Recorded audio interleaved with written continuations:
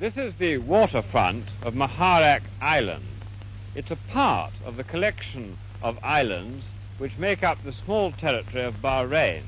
They produce quite a lot of oil, though not a tremendous amount compared with Middle East standards. But they do, in addition, have one of the largest oil refineries in the world. Bahrain has a treaty with us under which we guarantee to protect her from outside interference, and we have considerable influence in what goes on inside Bahrain. Up till now, our relations with the people here have always been very friendly. Yet on this very spot where I am now, the Foreign Secretary, Mr. Selwyn Lloyd, when he was here on a short visit on March the 2nd this year, suddenly found himself in the middle of a riot directed against him. That's because the people of Bahrain are demanding from the ruler that they should have more say in the running of their own affairs. What happens in Bahrain isn't important just for Bahrain alone.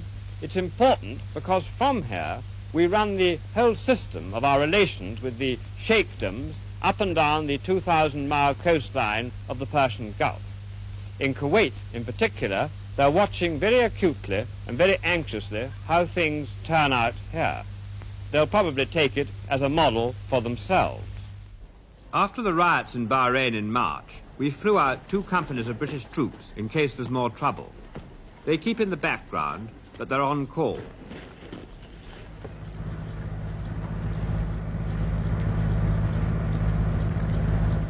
The local police have been increased from 300 to 500. They're an armed, semi-military force. Bahraini don't like being policemen, so most of them are Arabs from other parts of the Gulf. These recruits are marching past the sheikh in charge of police.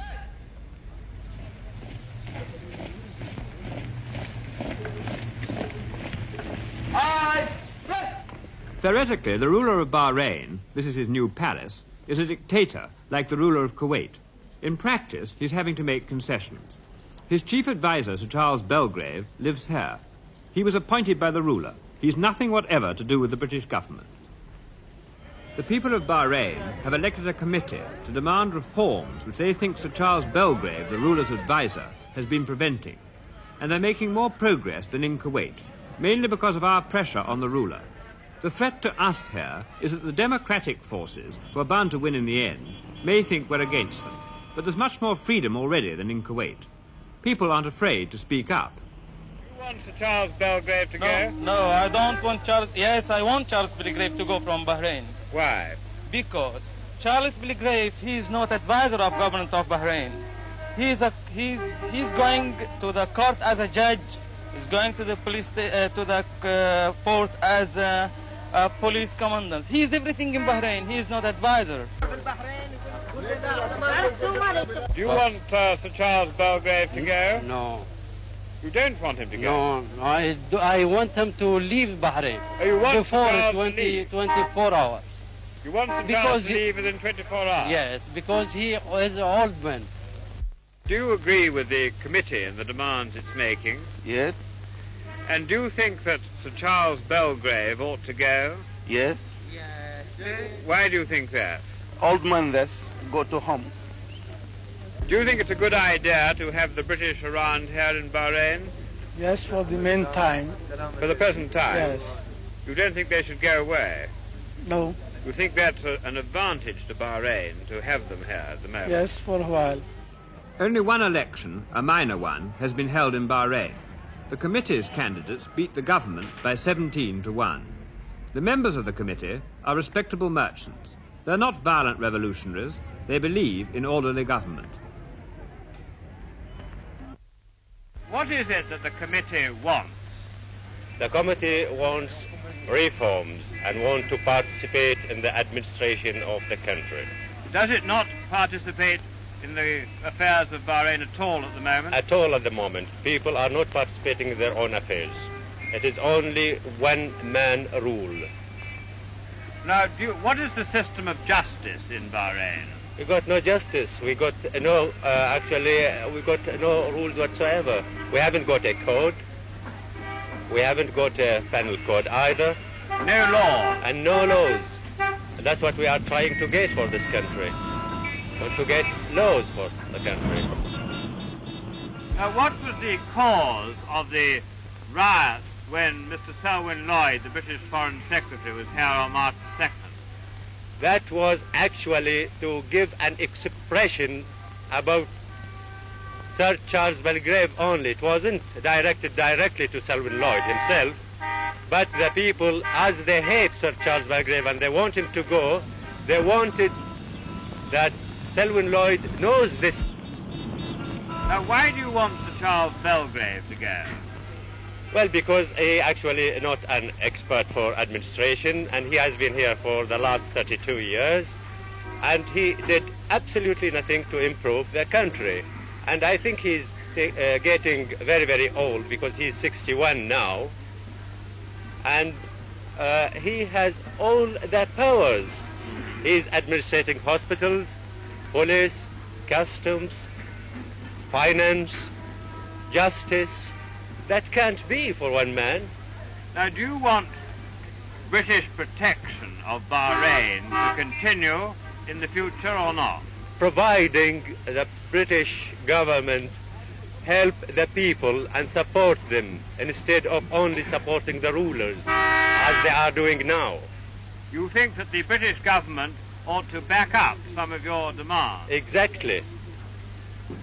Now, it has been said that your movement is very much influenced by Egypt, and that that makes it very anti-British. What do you say to that? That is not correct at all. We love Egypt certainly, because we speak the same language, same religion, and our education comes from Egypt. We like Egypt very much, but our movement is not influenced by any outside power.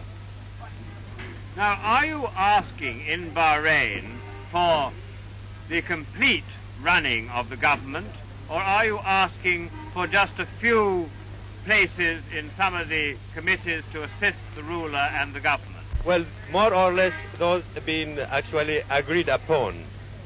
But we don't want to have our demands in installments, as I should say. We want them as a whole thing. Do you mean that you won't agree to work anything unless Sir Charles Belgrave goes? Well, we don't want anything to work actually unless we got the whole demands together. Including Sir Charles Belgrave to leave Bahrain. Sir Charles Belgrave has been in Bahrain for 30 years. This is the garden of his house. Sir Charles, what exactly is the job that you do here? I'm employed by the Sheikh as his advisor, and I'm the head of the Sheikh's government.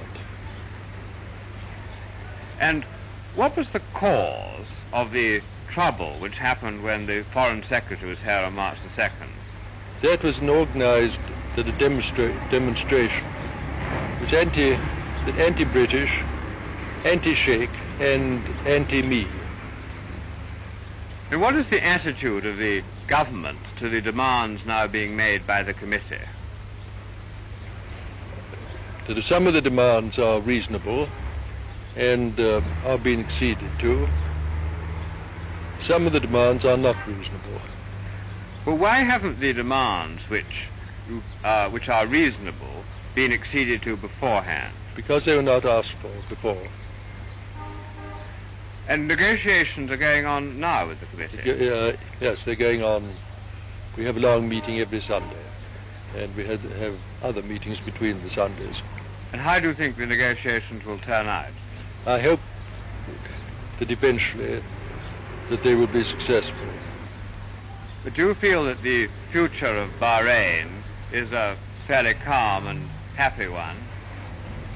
I hope it be a happy future, yes.